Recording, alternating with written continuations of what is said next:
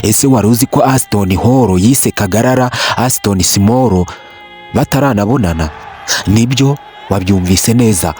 Kagarara yiswe Aston Small mbere yuko ahura n'umusore w'umunyamerika ukomeye cyane mu myidagaduro ariwe Aston Hall. Uyu Aston Hall ni umusore w'umunyamerika uzwi cyane mu myitozo ngororamubiri kandi ufite umubiri utangaje ku isi. Muri iyi video ugiye kumva uburyo Kagarara yahisemo kwitwa Aston Small ubwo Aston Hall yabonaga video Kagarara amwiganya yirukanka amusubiramo. Iyo video yarakunzwe ku rwego ruri hejuru kugeza ubwo itereninze Aston Hall arayibona. Reka twumve uburyo Kagarara bitubwira, atubwira uburyo yahisemo kwitwa Aston Small bitewe na Aston Hall w'umunyamerika wari umaze kubyandika muri comment. Ese Kagarara we akimara kubona iyo comment ngo yamwongerera imbaraga maze akomeza gushyiramo imbaraga. Reka twumve. Nayikoze ntazi yuko nje video iri buze kumugeraho biri serious, ariko nuko navuze ngo reka ntinyuke ngerageze nshobora. Okay, nahuye na so speed nuko byansajye imbaraga ariko narabikoze. Why not? Uyu nguyu ntakora video akayibona. Why not? Ndavuga ati ibintu tugomba kubikora na timu yanjye. Ndavuga ati timu yanjye turabantu bashyira hamwe turatekereza, reka dukore video imeze gutya na gutya. Ndavuga ati video tugiye kuyikora, video tuyikubiseho. Abego twakubakize ya mbere irarebwa, dukubita ya kabiri nubwo yisaza muri comment. Ahita aravuga ngo niwe wese umbatiza izina, ahita aravuga ngo Aston Small. Nkimara kubona ibyo bintu rero ubwabyo kuza muri comment gusa umuntu ufite numbers nka zero, umuntu ufite audience nk'iriya bro, umuntu nk'uri agavuga ngo Aston Small agatambata nyine ni nko kuma quality ewa my brother.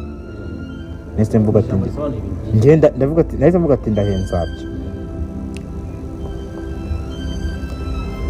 ntibitinze kabiri. Ndavuga ati none ahangaha ni episode 600. Motivation ndayibonye none ni episode 4,000. Ndavuga ati ndafatiye kuko umuntu igihe ikintu banziho sha nta gucika intege muri nje, kuko yaba acika intege gaje mba nacika intege kera cyane, ariko nje narakomeje ndakora ndahatiriza. None ubu kandi sha gucika intege ntabwo bishobora kuba, nta biteze kubaho pe. Gahunda no gukora kandi gahunda no kujya imbere. Bangubise video yakanga ahubwo ni ngiyo n'ubundi ngiyo nibwo nagiye guhita mbona baba gafuri bacu. Nongera ncumi na by'umwihariko umukire wacu ubwa mbere naye mboneza muri comment gutera no kuri kw'Imana pe, nyine kuza muri video zanjye agate umukire no kugira ngo nabyemerere babanigana nabwo bafite n'umwanya kuko bafite ibintu byinshi byo gukora, inshingano nyinshi zo gukora pe. Ariko umuntu ufata akaraba video yawe akavuga ati uyu mupete karanamuye courage. Urumva coach Gaye araza muri comment ewana nawe amubeta courage. Urumva ajya muri comment coach Gaye kabisa kudesha.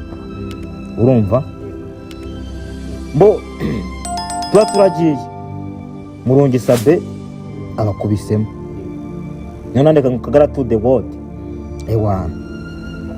Umuntu bita aga promoter abakubisemo comment, Kivumbi King abakubisemo comment, Platin abarangwe ati courage mwana wanje, Rusine aba yanditsemo, Aleta Pen yanditsemo, aba yagezemo. Urumva Clapton Kibonga noneho ewana muri video zanjye Kibonga wonde we abarimo nyine antera courage.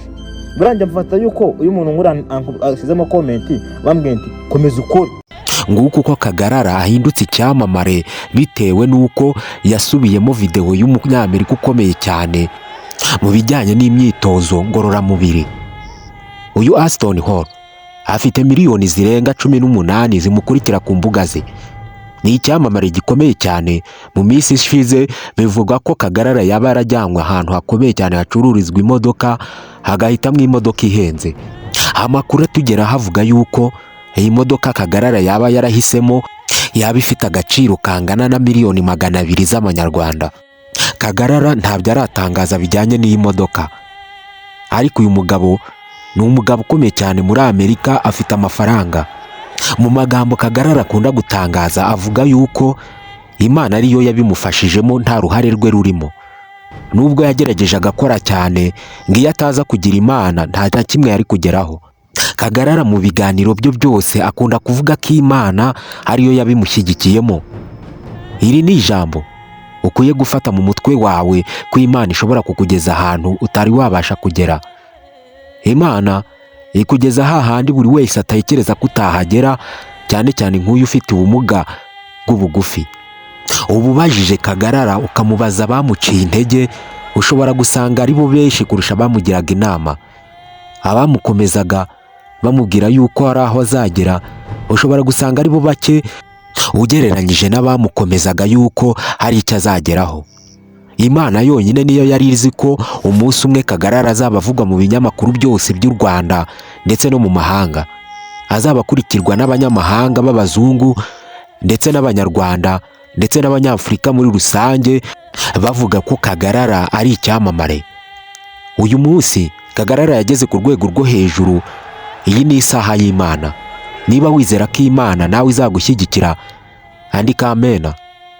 Biraye byiza wakora subscribe kuri iyi channel ukajya ubasha kumvira ibiganiro nk'ibi. Twebwe ibiganiro dushingiyeho ni ibivuga Imana n'ubushobozi n'ububasha bwayo. Imbaraga zayo ntago zigereranwa. Abatayizi bayibonera inyuma, ariko twe twabashije kuyimenya ndetse yaduhaye byinshi, turayisobanukiwe. Iyi Mana ni imwe ya Isiraheli, ntago ihinduka. Ni imwe itagaragara ku maso y'abantu, ariko ku maso y'Umwuka Wera iragaragara ku buryo bukomeye.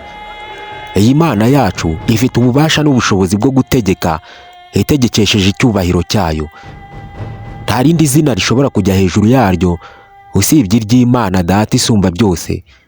N'umwana wayo yatanze ku musaraba, yamuhaye ubwami bwo gutegeka isi n'ijuru, ariko ikuramo izina ryayo.